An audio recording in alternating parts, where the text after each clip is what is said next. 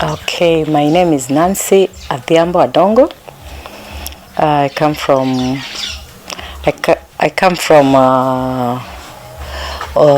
Homa Bay County, a place called Oyugis. The missing person is my eldest sister. She's the firstborn in the family of 5. Her name is Doti Apondi Adongo Goga. She was when she disappeared, she was around 38 years old, because she's born 75, and she did hotel management. Previously, before she disappeared, she used to work at Nando's. She started with Steers, then she moved to Nando's. That's when she lost her job. So the time before she disappeared, or she got lost, she had been jobless, so she decided to come back home. So by then, Nendala, moro my lose, you have nowhere. Yeah. Then she was jobless. She decided to come back home. So coming back home, that's when the deceased Were found her home, because he was doing his campaign door to door. And he asked my mom, who was with my dad, and asked him, what's she doing for a living? And my mom said she's done hotel management, but currently she has lost her job, so she's job hunting. Then Were said, that's a coincidence, because currently I have some businesses where I can't concentrate on. I need somebody I trust and somebody who can manage them for me, because I'm on full-time campaign. So if she's okay with it, she can follow me back to Nairobi, so that at least I can to Meru, so that I can offer her a job and also housing at the same time. She won't be paying rent, because I have a big house which I don't stay in. So she can live there. There's a houseboy with her alone. And at first my sister was so adamant, because being born in a family where but you've been in the estates and what have you, she's never stayed with somebody. So it took some convincing from my dad, who managed to convince her, and she accepted. Were himself is the one that provided the fare. So he followed Were after around 1 week. She went to Nairobi, then took a vehicle to Meru, which she reported back and said she arrived safely and she's there. She stayed there for 1 or 2 weeks, but she kept lamenting to my mom, because she's mama's girl. Like, oh, mom, my uncle, he's an uncle to us. He's the cousin to my dad. He likes having late meetings, which are so weird to me. Then my mom was like, he's a politician. Obviously, he has to have strategic meetings for his campaign. But at 11, 12, it went on like that till the 3rd week of her being there. She went quiet. She wasn't on phone. She wasn't calling. And being somebody who calls her mom 24/7, like, mom, I've done this. Mom, I've done this. My mom became worried. And then she started calling us to start looking for her. Then we're like, how do we look for her? I know you guys are on Facebook, those kind of stuff. You can get her through that. And I remember my sister responding to her that, how can we look for her and yet she's offline? Normally Facebook, we use the same phone. Yeah, your daughter likes fasting. Maybe she's fasting and she's switched off. No, whenever she goes in her fasting, she normally alerts me. Then I told her, I gave her the advice, why don't you call Uncle, Mr. Were, and ask him where she is, because she stays in his house. Then he said, okay, let me call. When he called Mr. Were told my mom, my sister got a job at KCB Bank, Migori. Then my mom asked him, my daughter has not done any banking job. What job is she doing in the bank? Then he said, she's got a job there. My mom did not leave it at that. Then she told me, then I was in Asumbi doing some attachments. Then she told me, you are in Asumbi, why don't you go that way and go to Migori and ask? I went to Migori, I met the bank manager, who told me they've not had any new employees. He even made a call across to Nairobi, and he was told there is no new employment currently, and that even that particular name is not in their system. Even on those, they normally have these casual workers, even for the casual workers. So I came back. I came now home. Then we stayed with my mom for like a week. After staying with her for like a week, she told me, now I'm becoming worried. Then I made the suggestion that why don't I go to Meru? We find out for ourselves. Maybe she's just within Meru. So I made a trip to Meru. But by the time I was making the trip, Were himself was not around. He was in Oyugis doing his campaigns. So I went to Meru. Reaching Meru, I had a friend. She's a distant relative. We had spoken earlier and she was ready to house me. So when I went there, she said, I have heard that name, it's familiar. Let me find out where exactly he stays. Then I said, it's okay. So she found out where she was staying, and I went to that particular house. He gave me a cousin of his. He said, I understand that guy is you don't joke with, so don't go alone. He gave me a cousin of hers. We went with the guy. We went till the house. Going, I found a houseboy. I introduced myself, told him that is my sister, and she's been missing. So then he made a sarcastic laugh. Then he said, missing? She's just around, you know. Then I said, where? So entering this house, there's a wall unit. I noticed my sister's Bible just in the sitting room because it was written on the edges. It was a secondary school Bible, so she had it till that time. Then I asked her, even she left her Bible behind. I told you your sister is just around. Then I said, did he even leave her other stuff apart from her Bible? Yeah, in fact, let me take you to the room where she stays. And he said, I can take you around because, you know, the power is off and the CCTV is off. I even asked him, why are you people putting CCTV inside the house? Is it a bank? Then he said, hapana, mdozi ndo upenda hivyo. So we walked. It was a maisonette. We first walked to the first floor. Found my sister's bedroom at the end of on the right side of that. I found her towel. It was hung on the bed. It was a double-decker bed. It was still damp, like it had just been used. Then there was a sweater top, a green one, and a truck. Then I asked, hey, when she left her clothes here and her towel is damp, is somebody using it? Then he made again another comment like, yeah, I told you your sister is just around. Then I saw her suitcase. I spotted her suitcase. Then I opened it and saw her clothes inside. I said, what? There was a table there, like a small dressing mirror. It didn't have a mirror, but there was her creams, her makeup. It was just on the table. Down under that table, there was her shoes.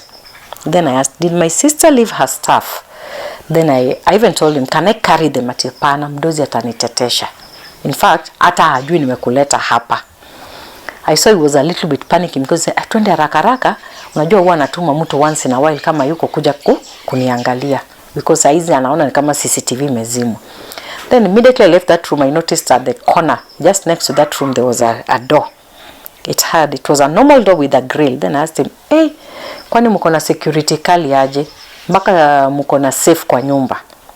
He said, hapana, hiyo ni ofisi ya mdozi, yeye ndo huwa anaingia. Ni room yake, enda anasafisha, enda anafanya. Nikamuuliza, what does he do there? Hata mimi hata sijui, sijawahi ingia hiyo room, sijui ni nini. I just went. Then nikamuuliza, ni bedroom yake? Ati hapana, bedroom yake sasa iko juu ya hii rooms zetu hapa. Kaambia sawa. Nikamuuliza, na wewe unalala hapa? Ati hapana, muona pale karibu na jikoni. Mimi bedroom yangu iko huko. Sasa huko mimi wasikuji, nakuja tu nikifanya usafi. Then I left. I walked out. Then I asked him, now you are saying my sister is around, where in particular? He laughed again and said, yuko hai, yuko tu.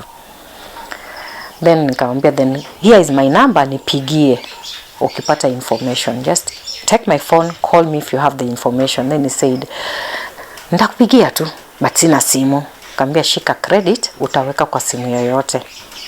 Hold kidogo.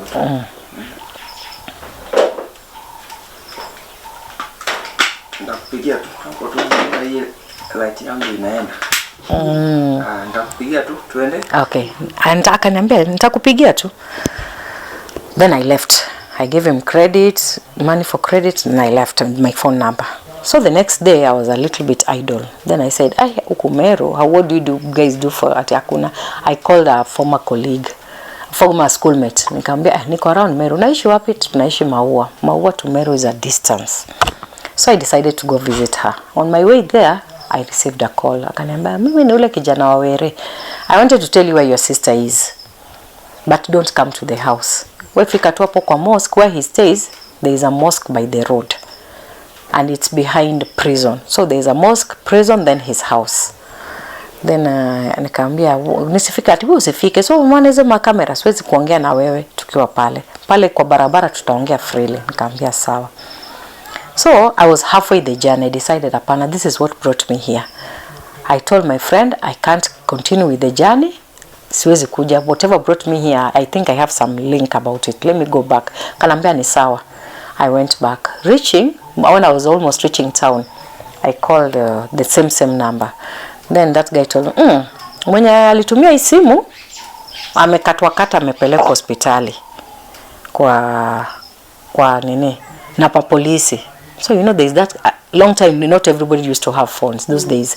So I said maybe this guy doesn't want to take the phone. Wacha nifike tu. When I reached, I took a motorbike. Meru town, I took a motorbike to there. It's just within town though. So reaching, I said, you know, there's that car fear.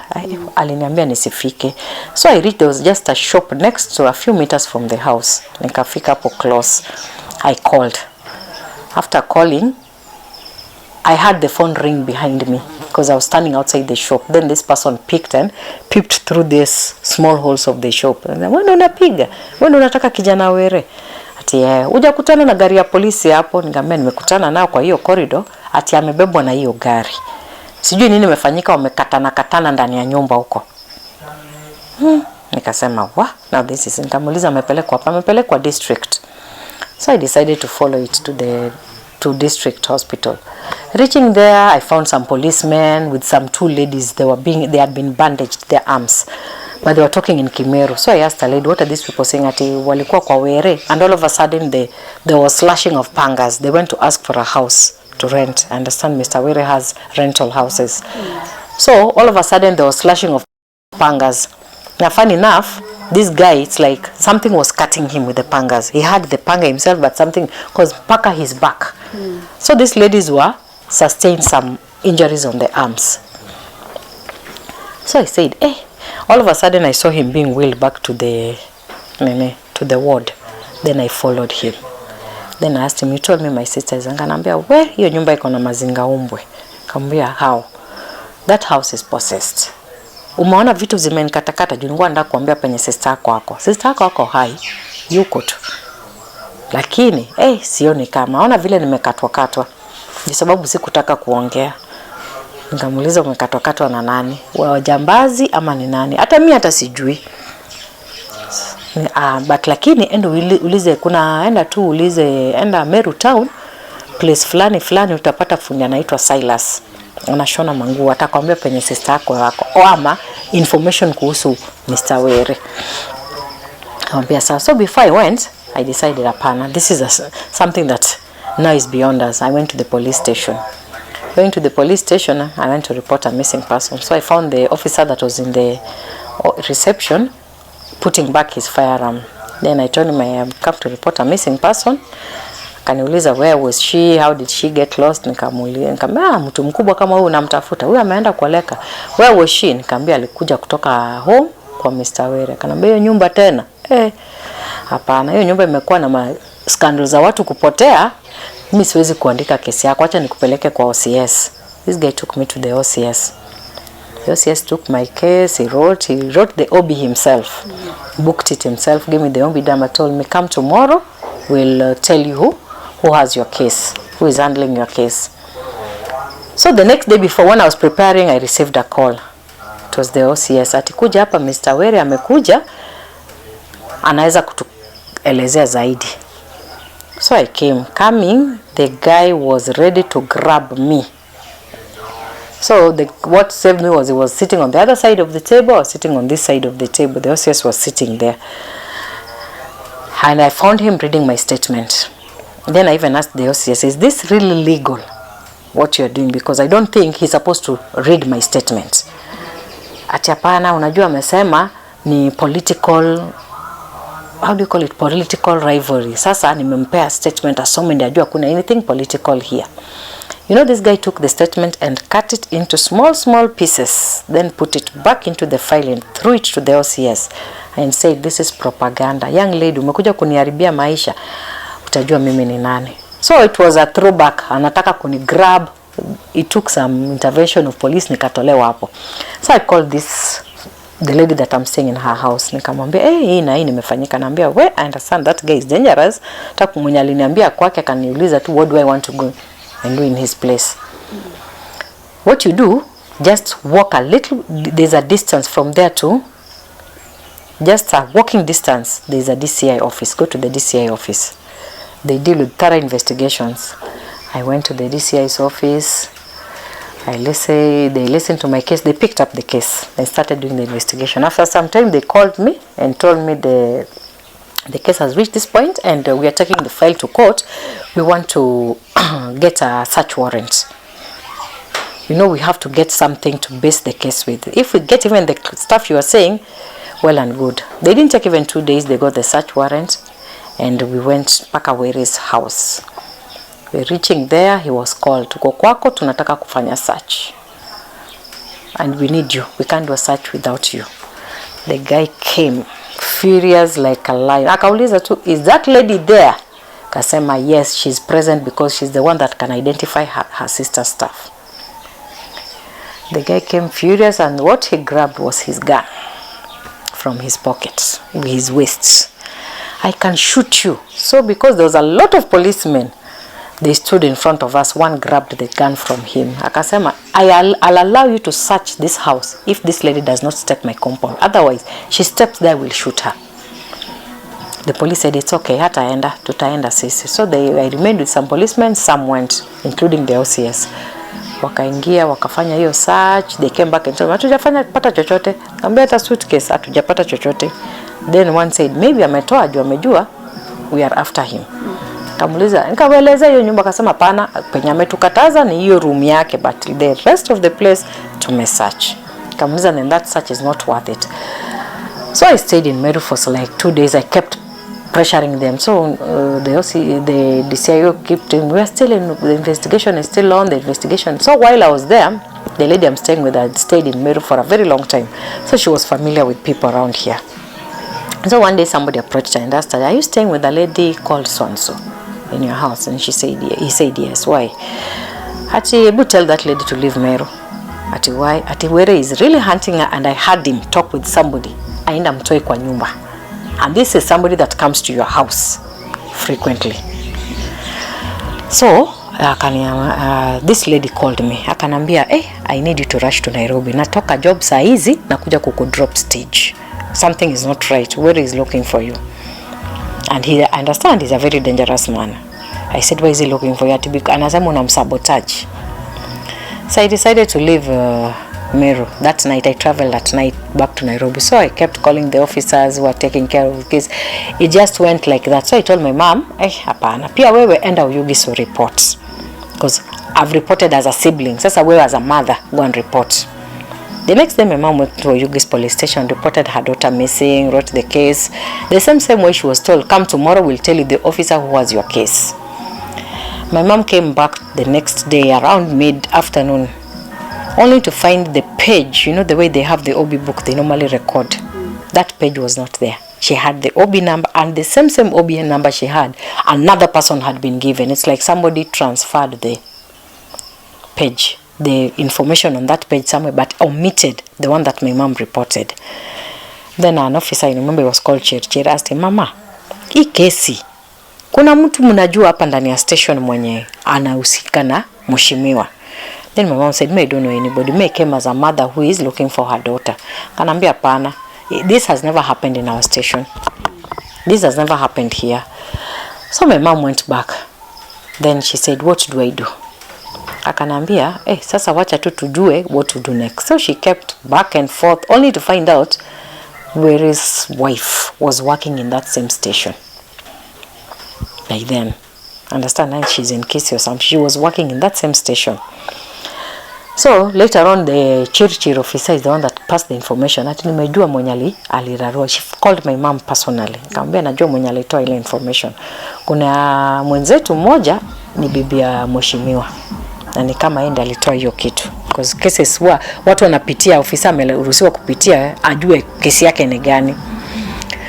So it went on like that. So we had been back forth. Whenever we go anywhere, you find there's a blockage. One particular time I called the officer in Meru. You know what he told me? Madam, I don't want to lie to you. No officer is willing to take up Were's case. You either go to a remote area, transferred, or you lose your job, or you lose your life. These three things. So my mom decided to face Were on phone and just called and asked him, please give me back my daughter. You're going to face the law. You know the way a mother can threaten somebody, you're going to face the law. Give me my daughter. Then he laughed on the phone and told my mom, hakuna penye utanipeleka. Oro Juada is the internal minister, security minister. Hakuna penye utanipeleka. Tunakula sahani moja. Tumeoa place moja. Hakuna kitu utanifanya. And that is how we went back, forth. Whenever you go there, unaambua, endo tafute obi ya Meru, endo fanye hivi, go. So it was just like that till the cases just went cold. My mom went in depression till she passed. Which year was She that? passed last year.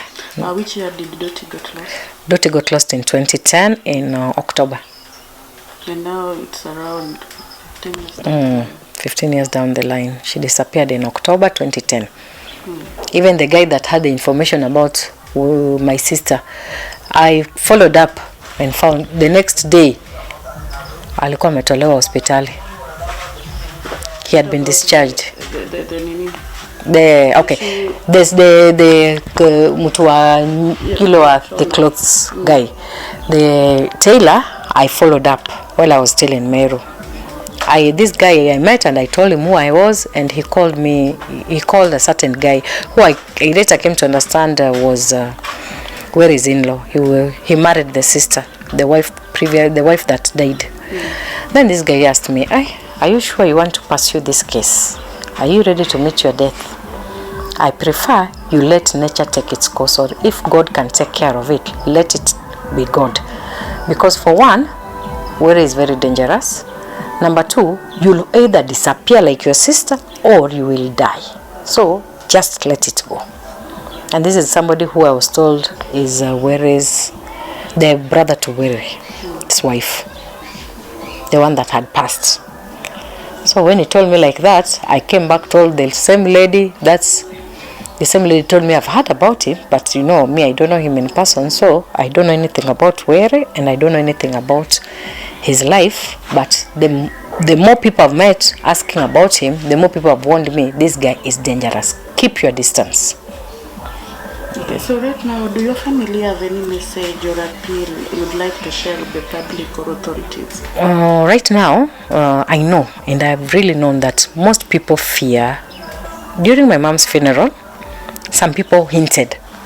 You know, there are those die-hard followers of his. And there was a stern warning about border people passed across to Were, which made him not come to my mom's funeral. That he either produces my sister, dead or alive, or he doesn't step that funeral.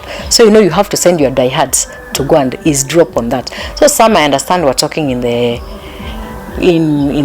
kiwanja that the lady is just alive. The village is not mentally stable as we are talking. Till some of them said, sangemwacha tu akuja zike mama yake. Hata kama ni kumbeba tena mbebe. So we are just appealing because we know people feared opening up. Right now, there is no more fear. At least somebody can even tell us either if she was buried somewhere or she's alive or mentally unstable somewhere the way she was. At least we can have some closure, because that's the closure that my mom cried to till her death. So right now, what support would you people need that will be helpful to your family? You know, like right now, okay, assuming, because it's just assumption, assuming she was held somewhere, maybe in Were's house, the authorities have the mandate to even open up that house and do the search themselves and even find out, is she there or not? Just to, you know, the clearing of doubts. We want our doubts cleared. what happened, what really happened, because we are sure you can't, if he was, my sister disappeared, he can't be that he acted alone. There must be some, maybe he sent somebody was involved, because the sister I knew could not even leave her handkerchief behind, leave alone her clothes, her handkerchief behind.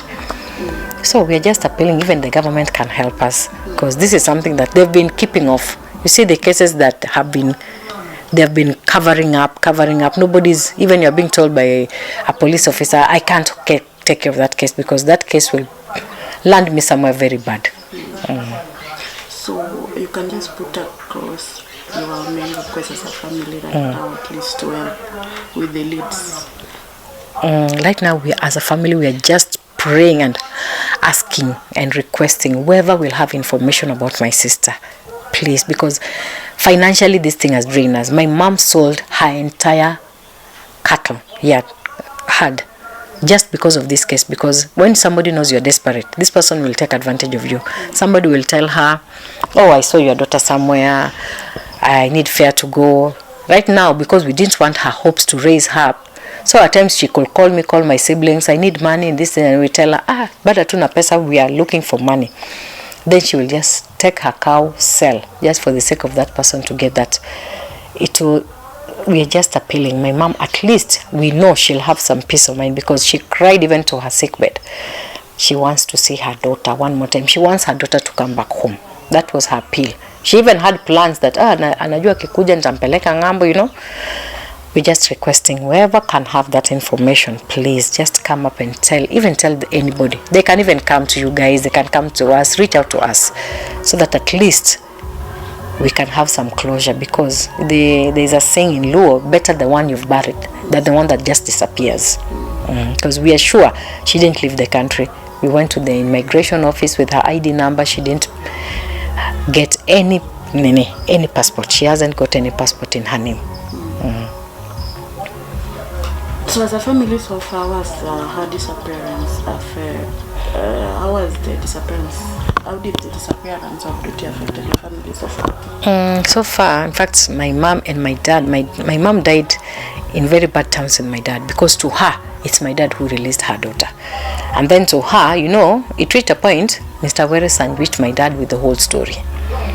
Till he made my dad, he was the bursary chairman. So my dad was not seeing beyond his nose, because he doesn't see. Then he was like, that's a girl, she may get married somewhere, she's disappeared somewhere. So when my dad finally saw the light that now this is what is happening, you know, he opened up and told Mr. Were, where is my daughter? So after asking, the next time immediately he asked, he was fired on the spot. He found another chairman, when he went for the meeting and found he had been replaced immediately. He was no longer the chairman, now somebody else was the bursary committee chairman. So it broke my family, that I can't lie. To the extent my mom wasn't in terms, because to her she was feeling that, okay, this is, my dad is my dad and Mr. Were are first cousins. So she was feeling that your relative doesn't want to give me back my daughter. And you are not doing anything, because my dad is sort of soft-spoken. So it was like, you are not doing anything. You are not talking about it. You should be talking about it at all costs. You should be doing something about it. But he wasn't. So it broke them. The two of them were not that close.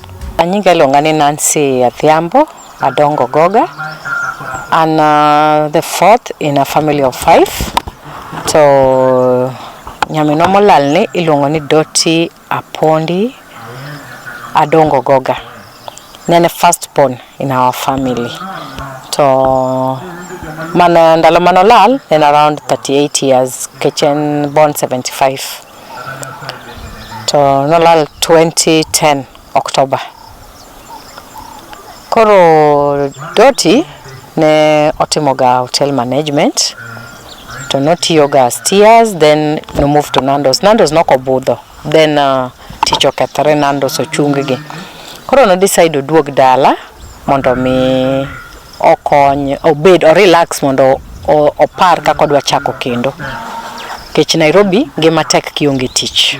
Koro in the meantime time mane duogo dalani ne Mr. Were ne timo campaign, koka nochako campaigns ge mag bedo MP.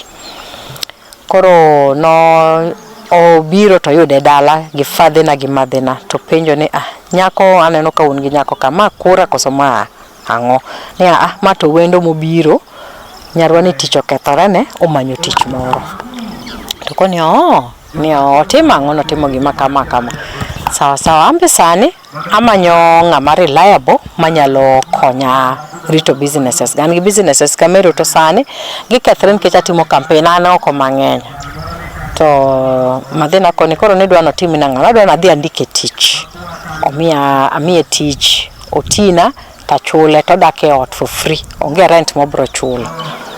To sister na ne hesitant ne chunye pek to madhina fadhina o convince ngise na adhi dongo loyo bet nono olo bet dala ka ok bi nyalo bet dala pok ni dak dala your entire life. To yie to Were no wene fair kone ne bi Meru this week antieka to next week, the whole of next week adok Meru. Koro tieko 1 week dala to odhi Meru. Kodhi Meru, in fact odhi Nairobi to kaw gige to dhi Meru.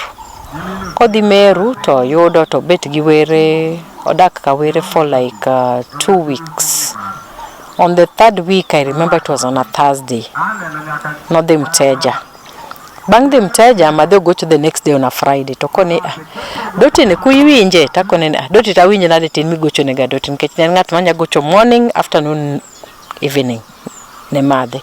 Ni akoni nda ngin mi wuoyo ka kode pile ni ayudo ka simbe ni onegi to okane ka onege makawaida. Ta koni gochna ne sister na Dorcas Nyangi mondo ipenje ane ni to kabo se winje seche moko se gochone. Ko gochone sister to sister nangise ano kang'eyo seche moko fast, sister no ngise no kong'eyo seche moko fast aero fast onego sim ne kodhiga fast to kona ngani mamo ke be yuda a fast to madhina koni sawa.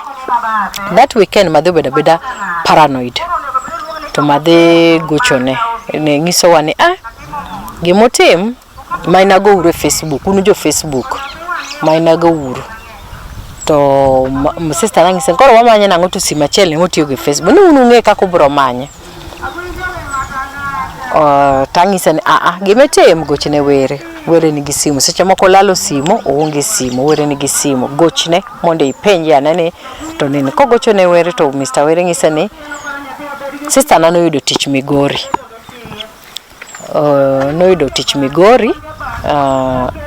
nene KCB to madhe penja ni to tije bank ni an nyara no kosomo odhi yudo ni tich tinde yuda to madhina penja ni hato remo kaya dhi ane KCB mondi penja ni otiyo kanyo koso kuti na sumbi by then taluoro ta adhi Migori ta penjo ka penjo to mayudo manager to manager ngisa ni ginto pogi bedo gi new employees but we ogocha ne head office jamoko nitie branch moro motere kigocho to ingise ni gionge gi new employees to penje ni nying mane motiyogo to ngise na gionge employee manyinge ng'ani kora ngise ni chakigochne Were ngise to Were ngise madhina ni an mane kaka nokona kora anakia to madhina pressurize fadhini gochne ni to koro ambe nokona ni no dhi tich Migori to madhina pento dakise kona kichata manya ni an mane kaka nokona koro lengo take another 1 week to madhi ngise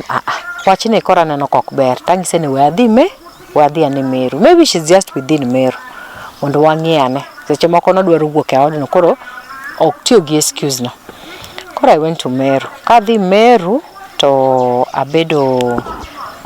adhira friend to hausa tangise ni ngene an Meru kaki atamanyo ng'ama iluongo ni ng'ane to kona nying no is familiar and ja business con it's very familiar wabia penja ne some few people.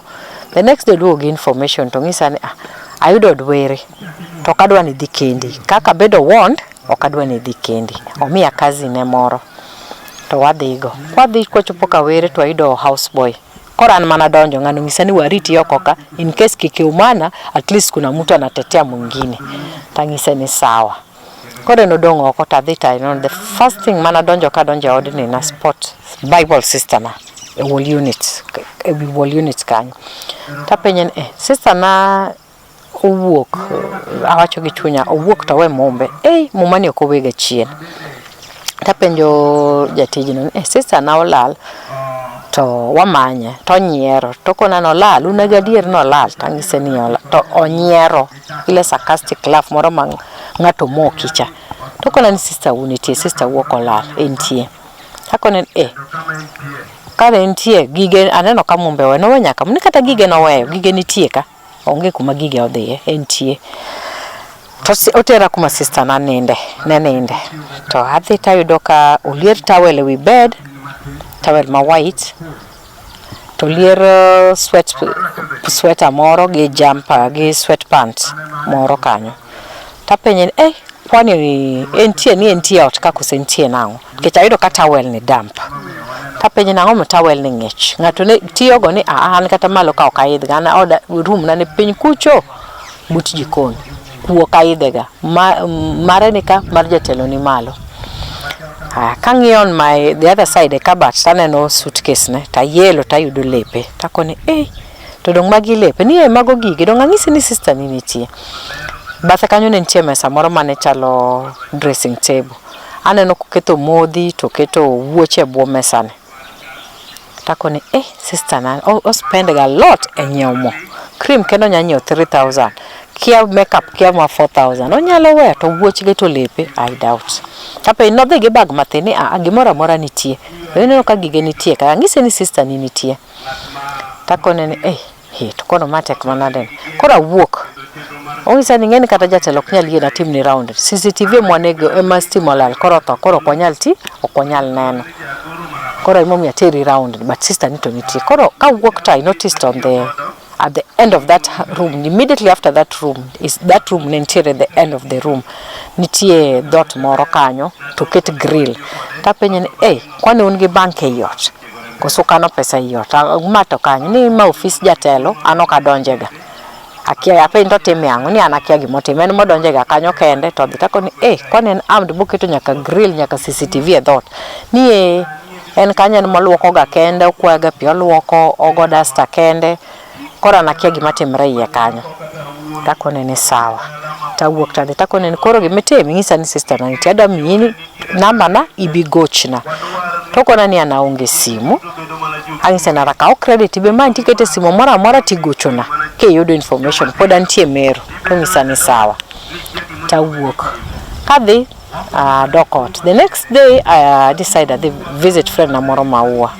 On my way ngato gochona oiji introduce kaka kijana ntongisa na dwaro ni mondi bi angisi kuma sister ni nitie but kiki chopa pedho mosque odno chiegni gi mosque chopa pedho mosque kanyo tirita igochna igona mani abro riti takone ni sawa kora decide nikech nan halfway the journey adogi kaduogo to angiso agochona mana tingisa kijana no yudo accident otere ka hospital gi police tako ni accident nade ni kijana no yudo accident kora maybe ngani okudwa tero na kijana ni simu wadhi achopi koro ka chopo to boot shop moro kanyo tanen fear moro donjona tako ni kika donji we adog chien mathin tachunge dho dukano tago simu tawinjo ka simu ywake ngiya tagocho to ngani mako tawuoyo tawinje ko wuoyo togolo wiye duduka to ngisa dongin miko na simu ni akone ni kijana no yudo accident dongi romo gi mtok police ki e corridor street miluono ni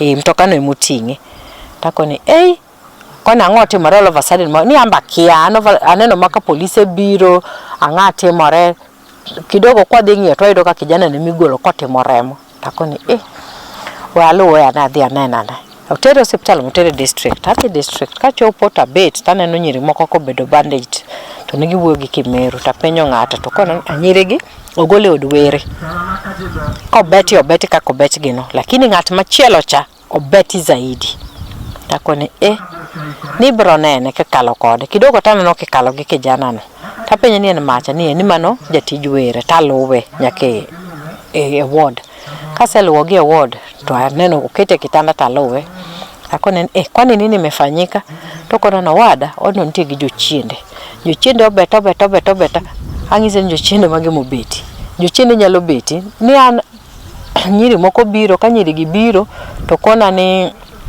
gidwaro ot. Koro awacho ni walu kodgi dhot machie tago dhot mabele.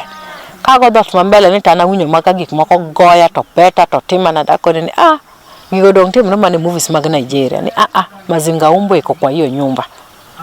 Tako ni han giga kia. Anyway, angise nana do mangi story mar sister. Angise ni sister ni nitie. Depending ngato milongo ni Silas en fundi. Obro pimo ni wach were gi wach sister ni. Ong'e mo about odno moloya. Tako ni sawa. Koro ka wuok ta decide wach ni koro wadhi ka police. Adhi a report ngich koro asemanyo gi tienda neno koko yudre. Kadhi ka police tayudo police moro ka okano bunde ne o wuok e store otero bunde. Tungisa ni rita mathin ko wuok oko to api angise to kona odno kendo ando no kato ora sani to kadhiye. Kwese saina no sebedo odno mang'eny we atere iro CS I report iro CS direct. To tera iro CS kwae obi book to ndiko to miya obi namba to ngisa ni kinyi bi iwinyi ng'ama nigi case ni kinyi ne kapok abiro ka prepared to go na simu to kona ni ano CS ma Meru police station adwari ni mondo bi were obiro ka koro biane mondo wane the way forward. Koro kadhi to were no bet behind a table e bathe kocha cha table no geng'e nikech en gima nyaka idhir kokikal to were no na to chunga dwa graba to ngise ni bed piny ne nyako ni sabotage useneno ka chako campaign nini opponents ga ore kiang'ang'o tayude koting'o statement na osomo ne ni mbele ne tapenjo yes is that my statement to ngisa ni mano statement ni to akona ni mano ben legal adilo nego beno somo statement na ni nang'iyang'en mondo nikech owacho ni en political issue tangise na pana ma ok en gima right to ngisa ni ngano pende were okaw statement to kidho to ngise this is propaganda to kaw to duoke file no kaka no ng'injo no to odiro ne OCS to chako koro chung koro en violent nung polisi moko moluong to gola iye ka to wuok ngisa ni to eni huyu hapa vita itatoka hapa to ka wuok ta achungo ko mar station tagocho ne friend na ma na ode chatangise ni yawa kama utimaro ngisa ni wuok kanyo wuok a few meters that direction ibro yudo DCI office they report adhi tayudo DCI ma yudo DCI mane nitie kanyo ma report mo mi officer mondi ko statement na mochako case na koro the file was open ngisa ni koro keke di station one gi case ni dongin gi obi number we'll work with that tangise ni koro gitimo investigation after some time after 2 days gigocho na gi manyo search warrant kagi yudo they're going to search that house after the third day gigocho na ni wasayudo search warrant wadwaro ni mondo bi idhi identify gigo nikech wanya yudo gik moko to akia wuon go to angiso gi ni sawa adhi station to work station gi to police gi OCS aparo ni nyaka hospidi wadhi kawere kwa chope gate to gochne to penjo ma question nyako no ni kanyo ni entie ke kayode kanyo to police nyiero to kone ni bia ko biro to kon nena ni the first thing he did was to draw out his gun to tinga lwete to police oneno to chung ni abro shoot police moral woro gi ngem to kato mai bundeno kose my bonde to ongise ni aya unu dod ni with a condition ni nyako ne okdonje to wadhinge giginade nikech ene complainants wadhinge gigonade ni okodonje to police okoni sawa okodonje we wadonje koro gidonje to gibudho to giwuok na dongi police moko oko to giwuok ka giwuok ni to gidhi gibiro to gingisa ni ok wayudo gimoro amora ngisi na unya ng'enade kata seche moko neno gi to kung'e ni oyaw no room moro amora but only one room mongiswa ni that we cannot access koro we respected that ngisi that is not a search man ok en search gimoro amora even under the tables anyway acha ni mane kako decide koro awuok adhi adokot ka dokot koro I kept pestering them at the station aneno makagen relax hivyo tu at the DCI office hivyo tu gen relax to ngama push koro after like 3-4 days funene ngama dago ni ogochona ni ntia otangisi it was around 4:30 ni aikri abiro ko Nairobi tapenye na is there a problem ngisa ni krabro ngiso kadwa ngisi sim koro kobiro to ngisa ni ngato gochone openje ka bodak koda yot to ngise ni ye ne angote more ni o make sure na chopo Nairobi kata wuok Meru within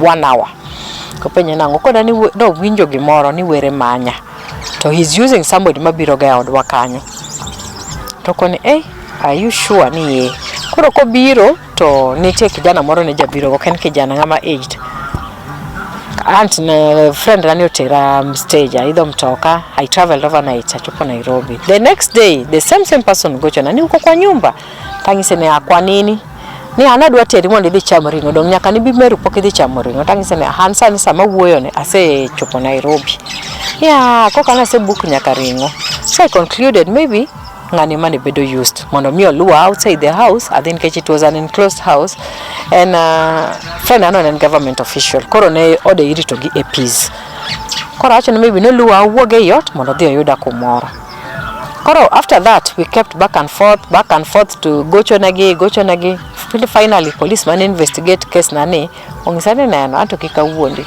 case to wan ga mesa to kumonya tere case ni onge either you'll be fired taken to a remote area or you even lose your life koro we fear onge ngao kata OCS no kudwa mana DCIO kudwa mana ngisi but they fear akoni ama mumekula ongo ati hapana kuna ongo mtu hawezi kula ongo ya ujama mtu namjua atangi agocho ni madhi tangi sene mama kuma koro chopene wase spend pesa twasete mango ebudia ne oyugis the report inbe kaka meni nyathi mom kapo kinyiso mama ubeni dir fundi mano nyisi that fundi no na manyo by the way na de mamanye koro while I was in Meru mana back and forth and na de mamanyo nikech ne ngat ongere Meru town ka dhi nyaka kuno to apimo ne fundi no gima ndo ngiza ne nyaminu angeyo no biro nyaka ka no kele gi were matwango ne suit a red suit dress suit skirt tangise ne tango no timo kone hat such were okada pimo ne kan kenda waluong ni ngato to gocho ne ngato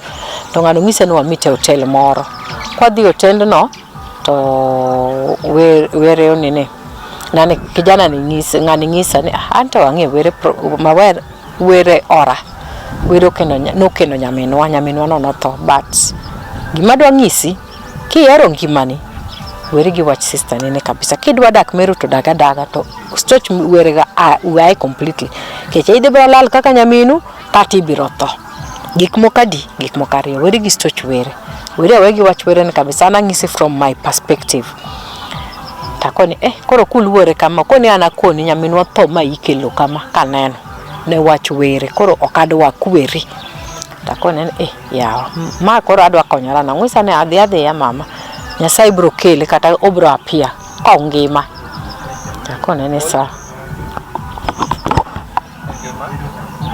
Mana madini kamai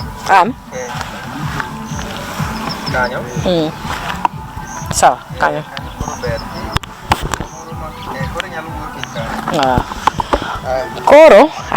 koro mai casto it didn't take some few days donge makoro ide incident mar threat ta wuok Meru koro before this the sister nikinde mane u communicate they no complain about anything no complain madhe na ngene na mama's girl koro no gocho nega madhe to kono madhe ni no do wuok Meru to madhe pinyndo wuok Meru nango nyatheni se tagrine manyo tich sani se bedo almost a year tinge ngama duong to ni dak nyake odo wadu to wadu ne nyathi kuomi ni anadwa duogo nikech late meetings manitie odne buoga to madhe na ngise ne dongeni mato ja siasa late meetings go maybe o strategize kako do bedo MP ni hapana ma meetings yok kawaida koro nen complaints to be ni ngat mose lose job to inganga bedo gi ngama duong e dala kumodwa dhi be onge alafu those days job hunting be no cute koro madhe ko ne angengi akina okotamo wangi ibiro amua koro gimedwa timo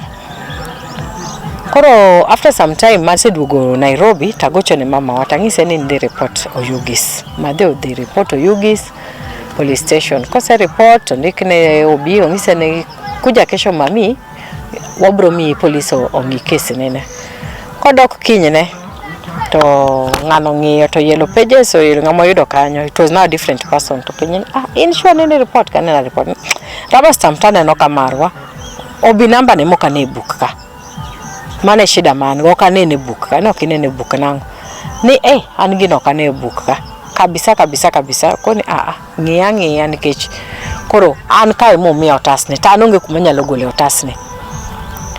Koro bang'e police no miya namba ne niluongo ni Cherchiro koni ni adhi investigate kuma gini odhiye. In the meantime doga dala madhena dok dala. The next thing ani gochone to penye ni afanyo kuma gini nitie chiwere ti office ka to kadwar accuse ng'ato, but being ni chwero bed accused maybe onyalo yudo yo motampa nikech every police officer has access to bugni. Police officer mora manigi case onyaka ng'e bugni ming'e ni case mane maango. Koro wayudo ka page no bedo placked matero ne nyaka osieso koni koro en onge evidence onge gima nya timo. Wang'ise to koro mama manigi obi namba ni wadwa timo nade. Koro noneno kagima there was back and forth. Oneno kagima osies ni boluoro handle case nikech ma case madil gi colleague gi chwor colleague. Noneno ka nen shaky noken gima oneno ka nitie lere iye. Koro police no gocho ne madhe na to ng'ise ni madhe watema but okane hope gi police station ka. To madhe koni nyara be no sa report Meru to ng'ise the same thing onge hope. Koro anabro timo karang manya ko ng'ise madhe kinyalo temo kata dhi kuonde moko machalo IPOA ginegi at least inyalo mi kata response. To koni kuonde go be nyara osetemo dhi ting'ise mana ni dwaro bi namba to bi namba be no lalo ma Meru etc. Koro moko ne gimetim we but anokanya onge gima nya timo kech ma senior na gi colleague na to onge kaka nyalo kadho jatend la timo investigation behind his back nyaka kalel wete.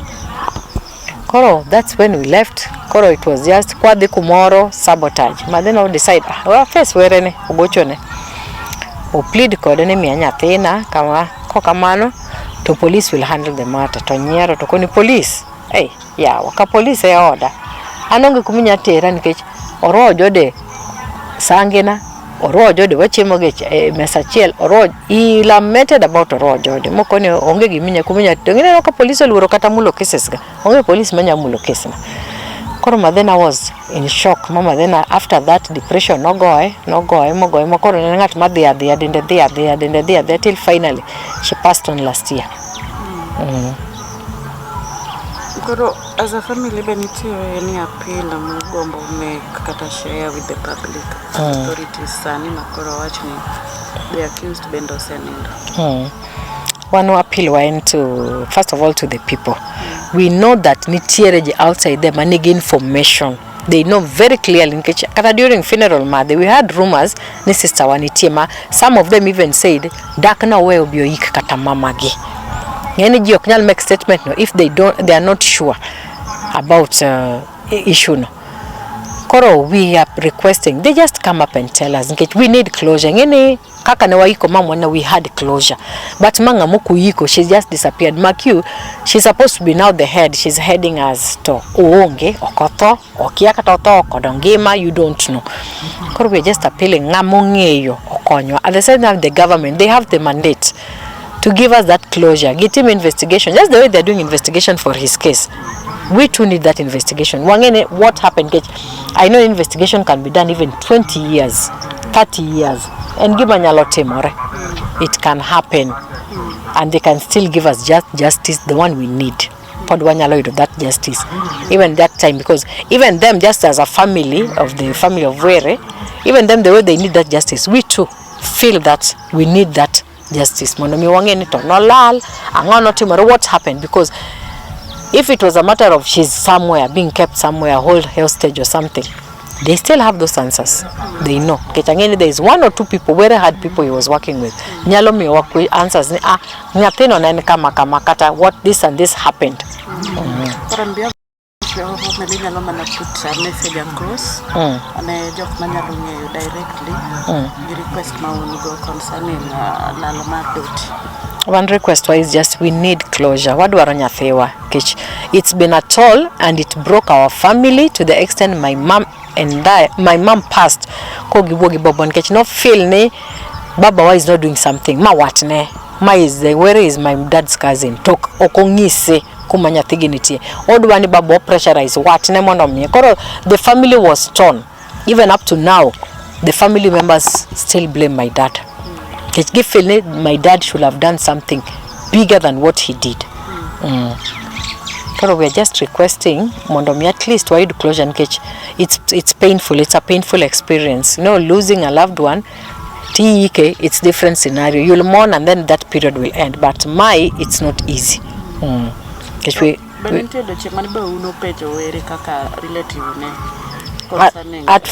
At first, father ni one-on-one giwere. Kechwere no se so box mo sengiseni your daughter is okay, your daughter is like this. Mom yenyaka teach.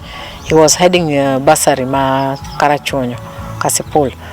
Mano head nyaka bursary ma area no. Koro immediately I think he got a wake-up call no penjo were. The next minute meeting he attended Marbasari, he found he had been replaced. But he asked him. Then there was now a gap between the two of them.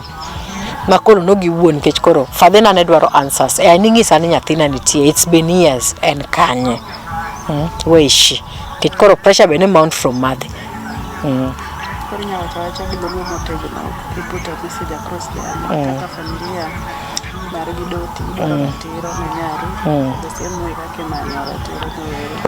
Koro wan kaka familia wadware mondo wambe omiwa, how do you call it, omiwa ratero mondo wambe be wabede kaka sani dongine no kaka sirikal omako wach were ni motegno, wambe wakwayo ni gimbe gimeke wachwa ni motegno nikech it's saddening kech ng'atu kia kumodhiye to ng'amo nindo ni emunge kumodhiye bomunge kuma intie to wan gi ng'eyo ni be nitie jok mong'e kuma notere kata kuma intie.